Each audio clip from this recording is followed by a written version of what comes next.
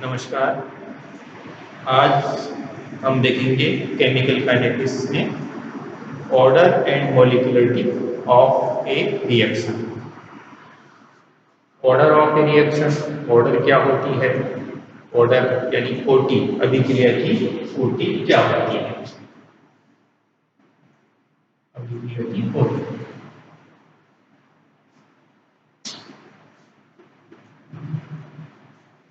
और इसके अलावा हम देखेंगे मॉलिक्यूलरिटी ऑफ रिएक्शन।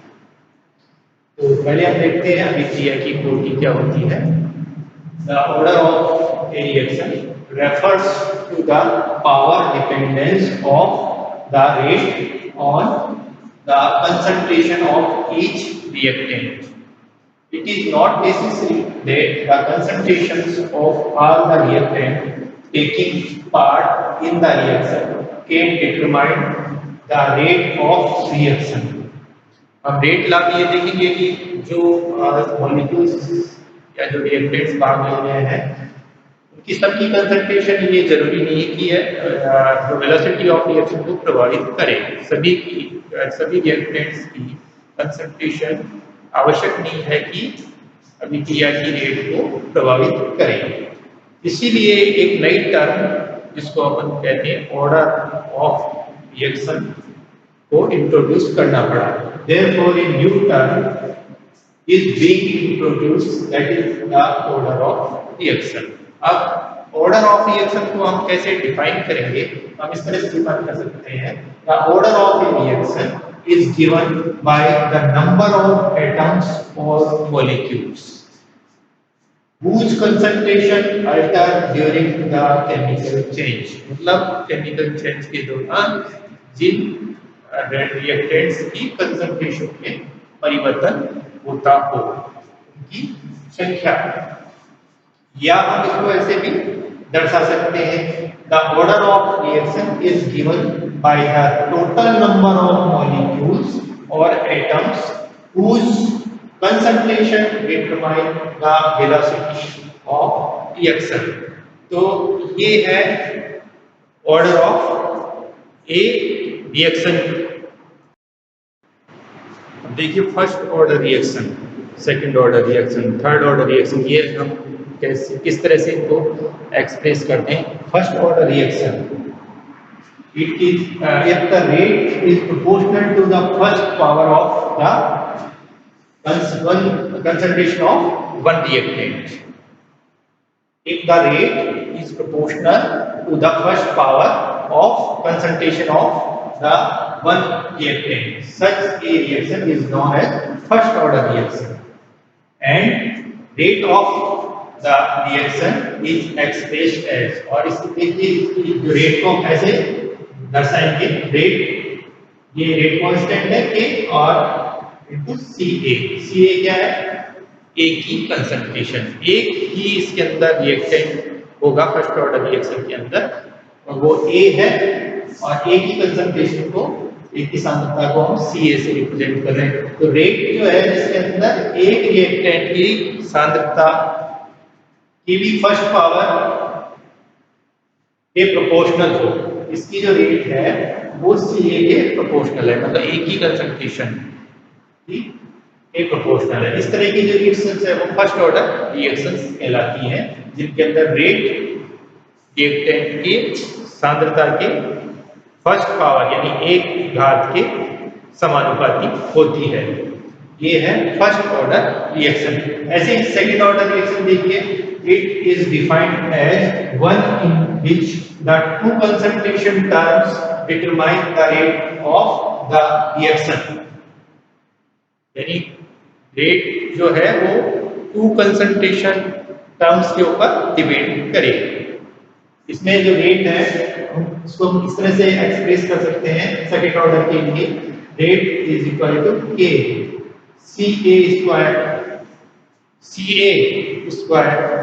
ये यहाँ रेट कांस्टेंट है तो रेट किस पे डिपेंड कर रही है? सी ए स्क्वायर पर, मतलब सी ए की कंसंट्रेशन। ये तब है जब ए की तरह का रिएक्टेंट हो, तो for one type of reactant, एक ही तरह का रिएक्टेंट हो, और ऐसी स्थिति में रेट उसके स्क्वायर के ऊपर डिपेंड करती हो, वो सेकंड ऑर्डर रिएक्शन होगी। अगर अलग अलग टाइप के रिएक्टेंट हो, जैसे दो अलग अलग टाइप के हो गए, एक सी ए, एक ए हो गया, एक बी टाइप का रिएक्टेंट है, ए की कंसंट्रेशन सी ए है और बी की सी बी है, और इसकी जो रेट है वो सी ए और सी बी दोनों के मल्टीप्लिकेशन के प्रोपोर्शनल है। तो हम ऐसे दिखा सकते हैं rate is equal to A C A into C B. तो अगर अलग अलग टाइप के रिएक्टेंट है तो ये फिर हम सेकेंड ऑर्डर रिएक्शन इस तरह से दर्शाएंगे। ऐसे ही थर्ड ऑर्डर रिएक्शन, देखिए थर्ड ऑर्डर के अंदर क्या है, ये reaction in which three concentration terms determine the rate, जिसके अंदर थ्री कंसंट्रेशन टर्म्स होंगी जो रेट को डिटरमाइन करती है, यानी rate is equal to K C A Q. यदि एक ही तरह का रिएक्टेंट हो तो फिर हम ऐसे लिखेंगे rate is equal to K C A Q for one type of reactant. एक ही तरह का रिएक्टेंट हो तो अगर दो अलग अलग टाइप के हैं, एक ए है और दूसरा बी है, तो फिर हम ये दोनों तरह से दिखा सकते हैं rate is equal to K C A square into C B. मतलब वो जो रेट है उस रिएक्शन की अगर सी ए के स्क्वायर और सी बी के दोनों के मल्टीप्लिकेशन पे डिपेंड करती है, तो हम ऐसे दिखाएंगे अगर रेट है वो C A into C B square C B के स्क्वायर के प्रोपोर्शनल है, तो फिर हम इस तरह से दिखाएंगे। तो दो रिएक्टेंट अगर हो, इसमें टू टाइप के रिएक्टेंट हो, तो हम इस तरह से दिखाएंगे। अगर तीन तरह के रिएक्टेंट हो सी, मान लीजिए एक रिएक्टेंट की कंसंट्रेशन सी ए है, दूसरे की सी बी है, तीसरे की सी सी है, ए बी सी तीन तरह के रिएक्टेंट हैं, तो रेट इनके ऊपर डिपेंड कर रही है, तो फिर ये थर्ड ऑर्डर रिएक्शन कहलाएगी। तो इस तरह से first order, second order, third order इस तरह से हम दर्शाते हैं। अब देखिए कोई जनरल टाइप की रिएक्शन है, जैसे इस तरह की रिएक्शन है, ए मॉलिक्यूल्स ए के स्मॉल बी मॉलिक्यूल्स बी के और स्मॉल सी मॉलिक्यूल्स सी के रिएक्ट करके प्रोडक्ट बनाते हैं। ये जनरल टाइप की रिएक्शन है, इसको हम कैसे इसके ऑर्डर को दर्शाएंगे। तो मान लीजिए इसकी जो रेट है वो जो ए की कंसंट्रेशन उसको हम सी ए से रिप्रेजेंट करें, उस पर डिपेंड कर रही है, तो हम ऐसे लिखेंगे क्योंकि इसके स्मॉल ए मॉलिक्यूल से इसकी पावर ए आएगी। इसी तरह बी की कंसंट्रेशन है वो सी बी है, इसकी पावर बी, और सी की कंसंट्रेशन मान लीजिए सी सी है, तो इसकी पावर ये जो स्मॉल सी है वो यहाँ है। तो ये जो रेट है वो इस तरह से डिपेंड करती है, ये कंसंट्रेशन के ऊपर डिपेंड करती है, यानी सी ए के ऊपर सी बी, सी ए की घात ए के ऊपर सी बी की घात बी और सी सी की घात सी के ऊपर डिपेंड करती है।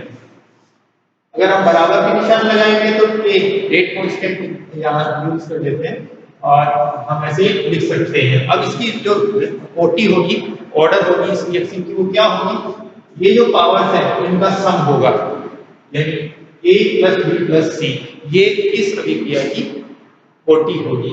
तो हम ऐसे डिफाइन कर सकते हैं ना, order of reaction may be defined as the sum of powers to which concentration terms are raised in order to determine the order, determine the rate of the reaction। तो ये जो सम है पावर्स का, concentration terms की powers का, ये rate इस अभिक्रिया की जो होती है ऑर्डर ऑफ द रिएक्शन के बराबर होगा। इस तरह से हम किसी अभिक्रिया की ओटी निकाल सकते हैं, उसको दर्शा सकते हैं। मोलिकुलरिटी ऑफ रिएक्शन, देखिए मोलिकुलरिटी यानी अनुसंख्यता, अणुओं की संख्या। एक बैलेंस केमिकल इक्वेशन के अंदर जितने रिएक्टेंट्स की संख्या है, जितने मॉलिक्यूल्स है रिएक्टेंट्स के, वो मोलिकुलरिटी कहलाती है, अणुसंख्यता कहलाती है। It is the sum of the number of molecules of various reactants that take part in a chemical reaction as represented by a balanced chemical equation। balanced chemical equation के अंदर reactants के जो molecules हैं उनका number, it is the sum of the number of molecules of various reactants that take part in a chemical reaction as represented by a balanced chemical equation. ये molecularity है, ये theoretical term है। हम balance chemical equation के अंदर संख्या देख के हम बता सकते हैं कि इस रिएक्शन की मॉलिक्यूलरिटी कितनी है।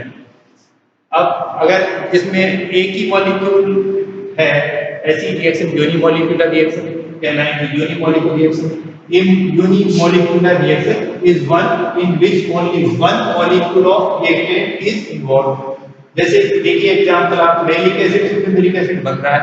मैलिक एसिड में क्या होता है, दोनों COOH ग्रुप, दोनों एसिड ग्रुप एक ही साइड में है, फ्यूमेरिक में विपरीत साइड में है।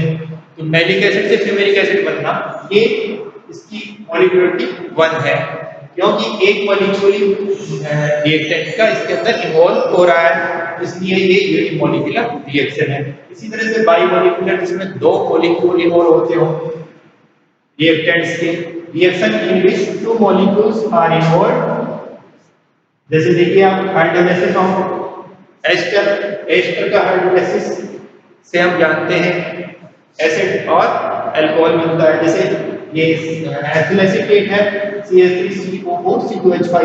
एथिल एसीटेट को हम पानी से रिएक्ट करवाते हैं, तो देखिए यहाँ acidic medium CH3COOH plus C2H5OH।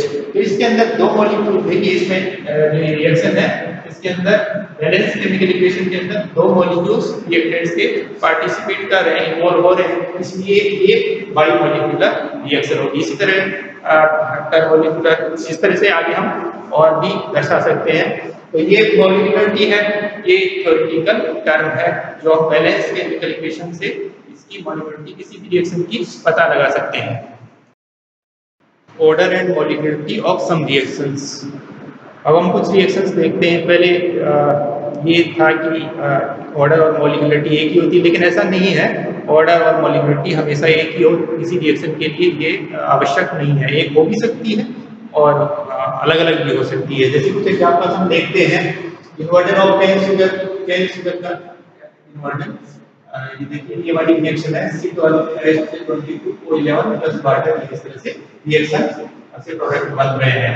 तो ये जो रिएक्शन है इसके अंदर देखिए दो मॉलिक्यूल इससे भाग ले रहे हैं, इसलिए मॉलिक्यूलरिटी तो इसकी 2 हो जाएगी, 2 हो जाएगी।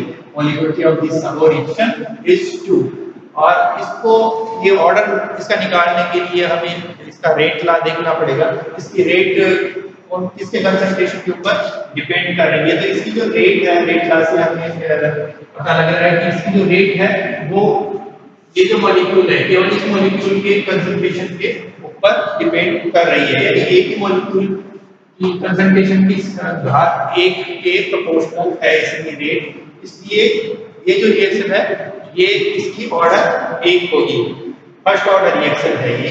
तो ये जो हम ऑर्डर है ये हम प्रायोगिक रूप से इसका निर्धारण करते हैं, प्रैक्टिकली हमें निकालना पड़ता है। जबकि ये मॉलिक्यूलरिटी हम थ्योरेटिकली इक्वेशन को देख के हम बता सकते हैं, बैलेंस इक्वेशन को देख के मॉलिक्यूलरिटी के बारे में बता सकते हैं। अब देखिए दूसरी इक्वेशन है, देखिए ये जो about reaction as the rate of the reaction is determined by the variation of one concentration molecule this of this molecule, the order of the above reaction is 1। दूसरा एग्जांपल है saponification of ethyl acetate. Ethyl acetate की NaOH के साथ में reaction देखिए, ethyl acetate की NaOH के साथ में रिएक्शन। अब इसमें भी देखिए ये जो रिएक्शन है इसके अंदर दो मॉलिक्यूल्स पार्टिसिपेट कर रहे हैं, इन्वॉल्व हो रहे हैं रिएक्टेंट के। एक एथिल एसीटेट है, दूसरा NaOH मॉलिक्यूल है, इसलिए इसकी अणुसंख्यता मॉलिक्यूलरिटी का मान 2 होगा, 2 मॉलिक्यूल भाग ले रहे हैं इसलिए। लेकिन इसके ऑर्डर को निकालने के लिए हमें ये देखना पड़ेगा रेट ला के अंदर कि जो इसकी रेट है वो किस मॉलिक्यूल की कंसंट्रेशन के ऊपर डिपेंड कर रही है। तो ये हम यहाँ देख रहे हैं कि इसकी जो रेट है, इस रिएक्शन की रेट, ये एथिल एसीटेट और NaOH दोनों की कंसंट्रेशन के ऊपर डिपेंड कर रही है, इसलिए हम ये कहेंगे कि इस अभिक्रिया की कोटि 2 है। तो ये इस तरह से किसी अभिक्रिया के लिए आवश्यक नहीं कि मॉलिक्यूलरिटी और उसका ऑर्डर एक ही हो, एक ही हो सकता है और डिफरेंट अलग अलग भी हो सकता है। अब हम देखते हैं कुछ डिफरेंसेस ऑर्डर एंड मॉलिक्यूलरिटी में क्या डिफरेंस है, मुख्य मुख्य वो हम देखते हैं। इधर ऑर्डर, इधर molecularity. Order, it is equal to the sum of the exponents of the molar concentrations of the reactants in the rate equation. हमने देखा है हम रेट इक्वेशन के अंदर जो कंसंट्रेशंस की घात होती है उनका सम करते हैं और उससे हम ऑर्डर निकाल लेते हैं। मॉलिक्यूलरिटी के अंदर क्या है, it is equal to the number of molecules of the reactant which are taking part in a single stage chemical reaction. जितने मॉलिक्यूल्स भाग ले रहे हैं single chemical stage chemical reaction में रिएक्टेंट्स के की संख्या, उससे हम मॉलिक्यूलरिटी यानी अनुसंख्यता का निर्धारण कर लेते हैं। अब ये सेकंड डिफरेंस देखिए, डिटरमाइन एक्सपेरिमेंटली। इसको हम इक्वेशन देख के पता नहीं लगा सकते। ऑर्डर का यानी कोटि का हम किसी अभिक्रिया की रिएक्शन को देख के पता नहीं लगा सकते, इसको हमें एक्सपेरिमेंटली ज्ञात करना पड़ता है। तो ये एक एक्सपेरिमेंटल वैल्यू इसकी है और ये जो मॉलिक्यूलरिटी है वो हम थ्योरेटिकली मालूम कर सकते हैं। तीसरा डिफरेंस, इट में बी जीरो। ऑर्डर बहुत सारी रिएक्शंस हैं जिनके अंदर ऑर्डर जीरो भी होता है, जिनकी कोटि जीरो भी होती है। कुछ रिएक्शंस हम देखेंगे इनके अंदर अभिक्रिया की कोटि शून्य होती है। तो अभिक्रिया की कोटि शून्य भी हो सकती है लेकिन मॉलिक्यूलरिटी शून्य नहीं हो सकती। अभिक्रिया की जो कोटि है वो होल नंबर और फ्रैक्शनल नंबर या वैल्यू में हो सकती है। होल नंबर जैसे 1 2 3 इस तरह तो हो ही सकती है। इसके अलावा फ्रैक्शनल वैल्यू भी इसकी हो सकती है, जैसे 1/2 हो सकती है, कोटि का मान 3/2 हो सकता है। इस तरह से फ्रैक्शनल वैल्यू के अंदर भी कोटि का मान हो सकता है, लेकिन मॉलिक्यूलरिटी यानी अनुसंख्यता का मान हमेशा होल नंबर में ही होता है। तो ये कुछ जो है मुख्य मुख्य अंतर है अभिक्रिया की कोटि और अनुसंख्यता के अंदर। मॉलिक्यूलरिटी यानी ऑर्डर एंड मॉलिक्यूलरिटी के बीच में कुछ डिफरेंसेस हमने देखे। आज के वीडियो में इतना ही।